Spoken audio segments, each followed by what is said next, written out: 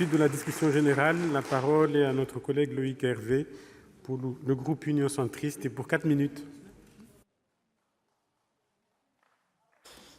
Monsieur le Président, Monsieur le Ministre, Madame la Présidente de la délégation aux droits des femmes, Mesdames les auteurs, mes chers collègues. Le 11 octobre 2018, le secrétaire général de l'Organisation des Nations Unies, Antonio Guterres, disait « En cette journée internationale de la fille, engageons-nous de nouveau à aider chaque fille à développer ses compétences, à entrer dans le monde du travail sur un pied d'égalité et à exploiter tout son potentiel. » Une fois encore, il rappelait que le chemin à parcourir reste long en matière d'éducation ou de santé, mais aussi dans les mentalités, dans nos mentalités.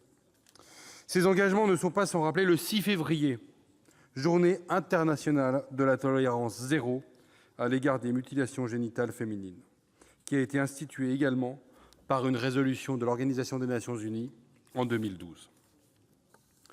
Pour la délégation aux droits des femmes et à l'égalité des chances entre les hommes et les femmes, à laquelle j'appartiens depuis le renouvellement de septembre 2017, nous avons voulu mettre l'accent sur ces fléaux que sont le mariage des enfants, les grossesses précoces et les mutilations sexuelles féminines. Je le dis cet après-midi comme homme, comme l'un des 8 hommes sur les 36 membres de la délégation et comme le seul homme orateur inscrit.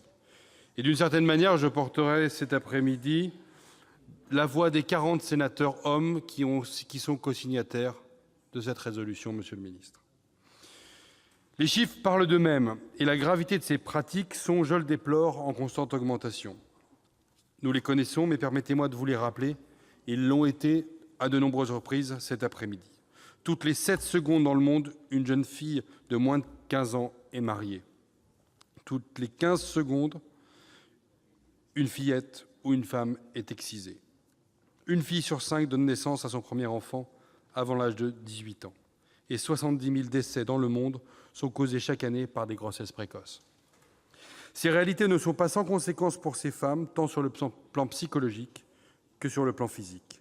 À l'heure actuelle, il n'est pas tolérable que des professionnels de santé, dans certains pays, se livrent à de tels actes afin de garantir des conditions d'hygiène et de santé décentes, voire justifiées par des traditions culturelles ou religieuses.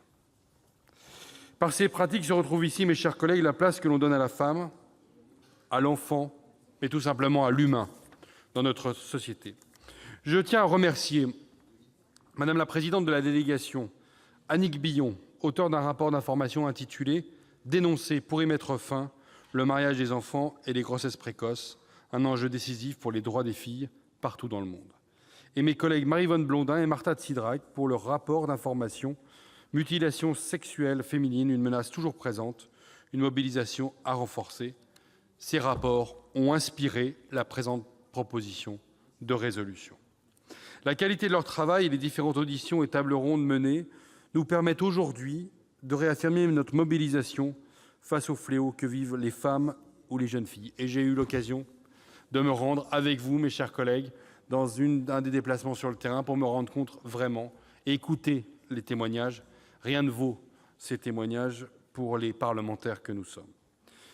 Dès lors, à l'instar du Parlement européen et à l'Assemblée parlementaire du Conseil de l'Europe, au Sénat, nous nous devons d'exprimer notre plus grande mobilisation pour interdire ces agissements. C'est aussi, Monsieur le Ministre, je crois, dans notre pays, le rôle de la justice et à la justice de s'en saisir et de s'en saisir davantage. Dans le cadre de cette prise de conscience que nous devons tous avoir, il est nécessaire de promouvoir partout dans le monde l'éducation des filles. Ça a été largement rappelé par notre collègue Nassima Dindar. L'ensemble des dispositifs et des combats a un coût et ne peut être réalisé sans des moyens financiers supplémentaires. C'est pourquoi nous vous recommandons que des subventions soient attribuées par la France aux différentes associations investies dans la lutte contre le mariage forcé, et comme cela a été dit par le Parlement européen et dans un cadre financier pluriannuel.